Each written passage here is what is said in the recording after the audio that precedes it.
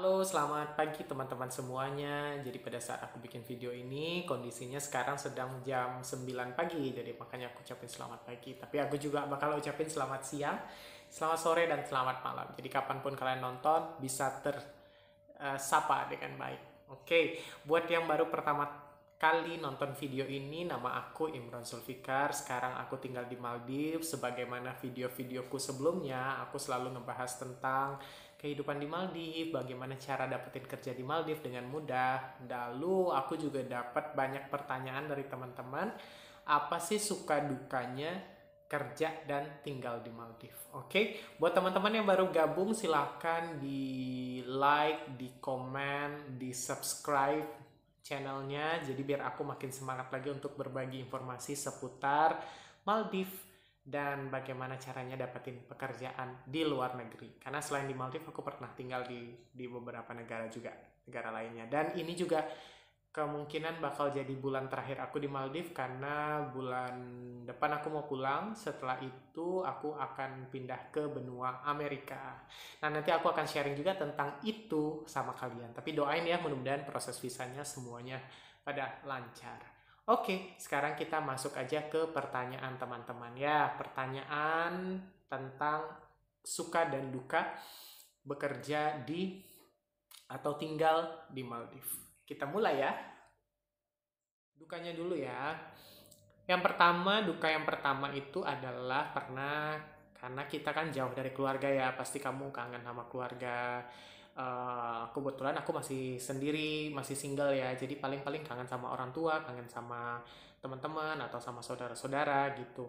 Nah, kalau teman-teman yang berkeluarga juga pasti kangen sama istri, sama anak, atau kalau istrinya di sini pasti dia kangen sama suaminya, dan itu tuh jadi challenge tersendiri untuk kita yang kerja jauh. Bukan hanya di sini, pasti buat teman-teman yang merantau juga, walaupun merantaunya di Indonesia, tapi beda tempat sama keluarga, pasti juga ngerasakan hal yang sama. Cuman perbedaannya di sini tuh kita ada di negara orang gitu ya. Terus duka yang kedua yang paling aku rasain tuh adalah karena aku tinggalnya di pulau. Jadi di Maldives itu aku kan kerjanya di resort. Jadi satu resort itu satu pulau. Nah, pulau itu jaraknya sama kota tuh lumayan jauh gitu. Tidak banyak aktivitas yang bisa kita lakukan. Pokoknya bosen lah, yang intinya kalau kalau kalian tinggal di kota, kayak aku kan aslinya dari Jambi ya. Terus kalau di Jambi kan walaupun nggak kota-kota besar banget, paling nggak ada mall, ada ada bioskop, ada tempat karaoke. Pokoknya kan kita suka gitu ya, ada nongkrong-nongkrong di mall dan segala macam. Nah, kalau di sini tuh tidak ada itu karena kamu tinggal di pulau. Semua itu tidak ada. Dan kalau misalnya kalian tinggal di pulau yang jauh, itu kalian paling baru bisa ke kota itu sebulan sekali atau 3 bulan sekali. Kalau selebihnya kamu akan terperangkap tinggal di pulau gitu. Jadi bosan banget. Jadi dukanya tuh itu. Terus yang ketiga adalah makanan.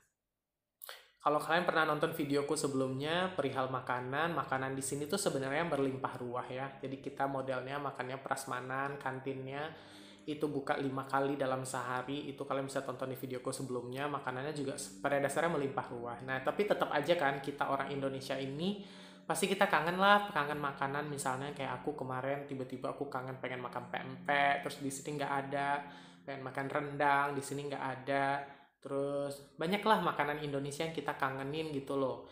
Terus makan makanan sini tuh enak, tapi kan kalau kita makan setiap hari makanan itu terus kita suka bosen kan, pastilah kita kangen lah makanan yang biasa kita makan di rumah, atau makanan masakan ibu gitu. Atau beberapa temanku tuh juga sempat yang kayak turun berat badan, termasuk aku juga dulu awal-awal turun berat badan lumayan banyak pas awal-awal pindah ke sini gitu. Sekarang udah terbiasa dan syukurnya di hotelku juga ada fasilitas untuk memasak. Jadi kalian bisa masak kalau pengen makan makanan buatan kalian sendiri gitu. Oke. Nah, terkait perihal memasak tadi tuh ya. Nah, kalian kan mesti harus ke kota, belanja dan segala macam. Dan di sini tuh semuanya serba mahal. Gila, gila banget. Nah, dukanya tuh juga itu. Jadi segala sesuatu tuh mahal. Terus walaupun mahal, tidak semua ada di sini. Misalnya kayak kalian pengen beli tempe, di sini tuh tidak ada tempe. Kalian pengen beli apa lagi ya? pengen beli cabai merah misalnya. Cabai merah tuh ada tapi langka banget di sini tuh, langka dapat cabai merah. Kebanyakan tuh cabai rawit, kalau nggak tuh cabai hijau. Jadi mereka udah petik cabainya sebelum merah. Terus banyak hal yang kamu tidak dapat di sini gitu. Walaupun kamu punya duit, kamu beli juga nggak ada yang jual gitu. Banyak banyak hal.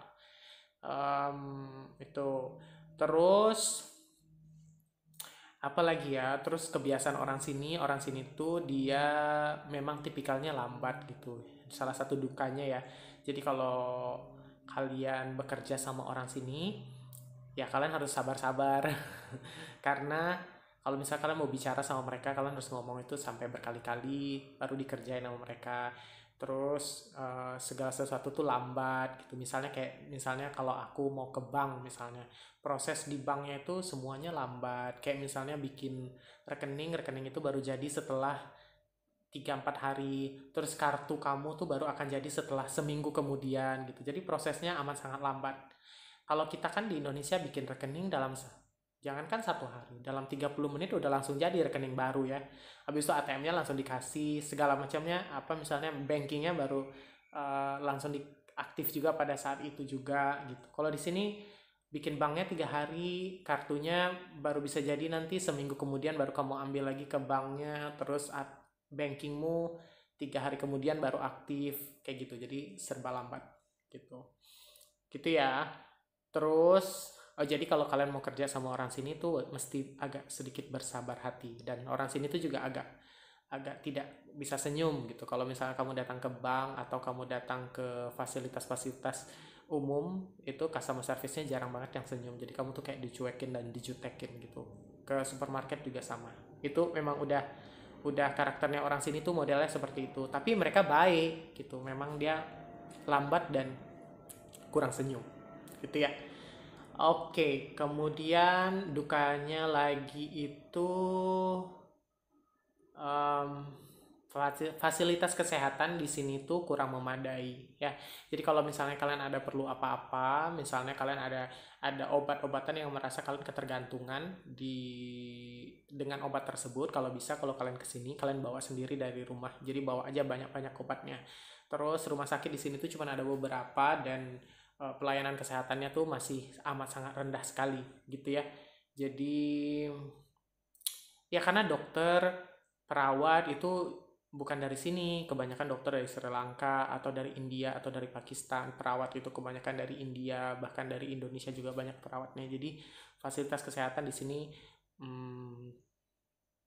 kalau negara kita masih jauh lebih bagus gitu. Masih jauh. Jadi dukanya menurutku itu. Oke. Terus kita akan bahas perihal suka atau sisi positifnya dari bekerja di Maldives ya. Yang pertama adalah gajinya gede. Gajinya kerja di Maldives tuh gede. Kalian bisa lihat di videoku sebelumnya tentang pembahasan gaji ya. Jadi aku kan kerja di hotel dan resort. Kalau teman-teman yang pernah bekerja di hotel dan resort pasti tahu kalau di hotel itu kita ada gaji pokok, ada service charge, terus ada beberapa departemen atau beberapa posisi itu yang dia juga dapat insentif dan dapat komisi. Nah, kalau kayak aku tuh dapat gaji pokok, dapat insentif, dapat komisi, dapat service charge, dan juga dapat beberapa bonus gitu. Nah, ini aku bahas tentang yang tempat tinggal aku aja ya, tempat kerja aku aja. Kalau di tempat teman-temanku ada yang service charge-nya doang ya. Service charge-nya doang yang di Maldives juga.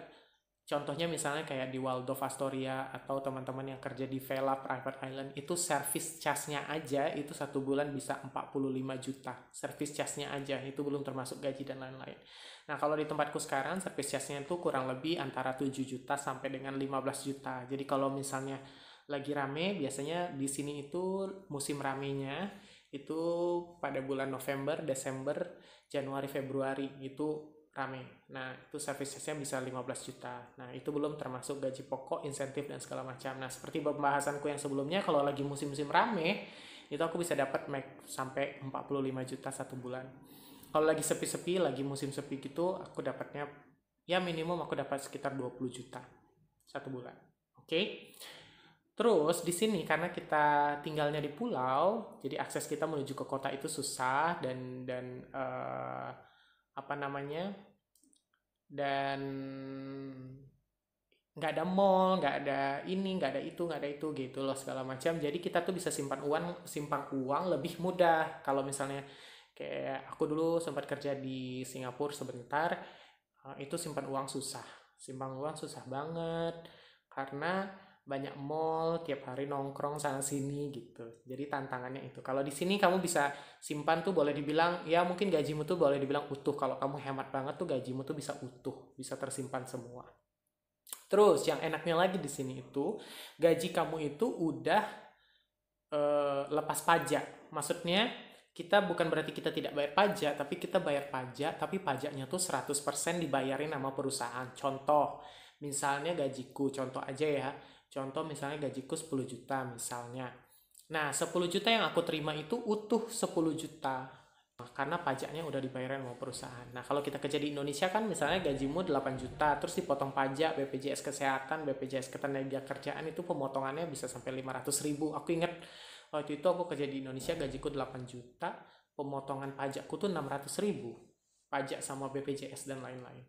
Jadi kamu nggak terima utuh 8 juta, pasti setelah pemotongan. Nah, kalau di sini tuh utuh, itu keuntungannya kerja di sini. Karena pajaknya udah dibayarin sama perusahaan 100%. Nah, keuntungannya lagi kalau kita tinggal di resort, kayak aku kan tinggal di resort. Nah, kalau aku tinggal di resort itu semuanya kita ditanggung oleh perusahaan. Mulai dari tempat tinggal, terus makan dan kebutuhan semacam kebutuhan misalnya di sini kan kayak listrik kita nggak perlu bayar, air kita nggak perlu bayar, terus bahkan kebutuhan-kebutuhan seperti sabun, sampo, terus deterjen, terus laundry itu semuanya ditanggung sama perusahaan. Jadi kamu boleh dibilang nggak perlu bayar apapun lagi, ya. Kecuali kalau misalnya kamu pengen beli-beli yang kebutuhan pribadimu lah, misalnya aku beli pulsa atau kalau teman-teman yang ngerokok beli rokok, kayak aku yang suka jajan, suka ciki-ciki gini, beli ciki-ciki itu tanggung sendiri. Jadi di sini di dalam pulau ini tuh ada kayak koperasi atau kayak ada minimarket lah gitu, kamu bisa belanja di situ. Oke, terus keuntungannya lagi makan ya.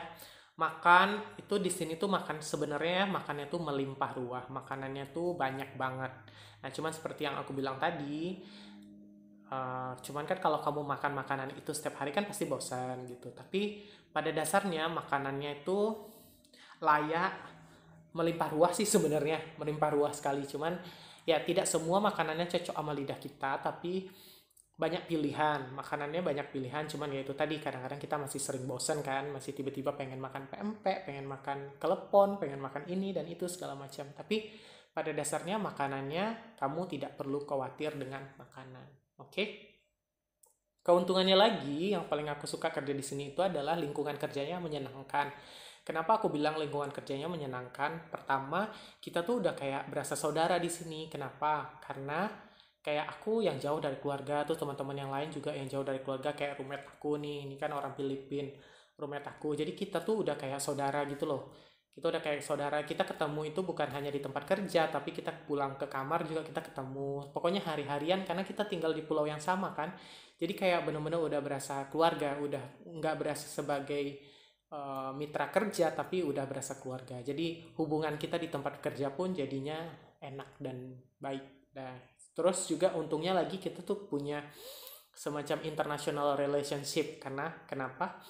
Atau international networking gitu ya. Kita punya banyak teman dari berbagai negara, dari berbagai benua gitu. Kayak di tempatku sekarang ini ada lebih dari 20 negara yang bekerja di pulau yang sama. Dulu di tempatku yang sebelumnya tuh ada lebih dari 47 negara yang bekerja di tempat yang sama. Jadi kamu punya teman dari berbagai negara. Itu keuntungannya. Terus, nah ini juga udah pernah aku bahas sebelumnya di videoku sebelumnya, adalah fasilitas di perusahaan ini tuh lengkap banget. Nah, kenapa mereka bikin fasilitas yang selengkap itu? Karena mereka tahu kita kan jauh dari negara kita, jauh dari keluarga, jauh dari sanak saudara, dari anak istri kalau yang udah menikah. Nah, pasti bosen kan? Nah, perusahaan itu untuk supaya kamu betah ada di sini, mereka bikin fasilitas selengkap-lengkapnya untuk kalian supaya kalian betah. Nah, fasilitas apa aja yang ada? Misalnya mulai dari fasilitas olahraga, fasilitas rekreasi, fasilitas hiburan. Terus dalam seminggu atau dalam waktu tertentu juga mereka suka bikin kayak event-event, misalnya DJ, live music dan segala macam. Nah, fasilitas olahraganya apa aja, banyak banget. Mulai dari ada lapangan tenis, ada lapangan badminton, ada lapangan bola, lapangan futsal. Terus mereka secara reguler, secara continue gitu, sering ngadain turnamen-turnamen gitu. Jadi kita tuh dibikin kayak sibuk sama aktivitas-aktivitas supaya kita betah gitu loh. Terus di hari-hari besar negara, misalnya kayak hari 17 Agustus gitu ya. Hari 17 Agustus itu tuh kita akan dirayain gitu, dirayain.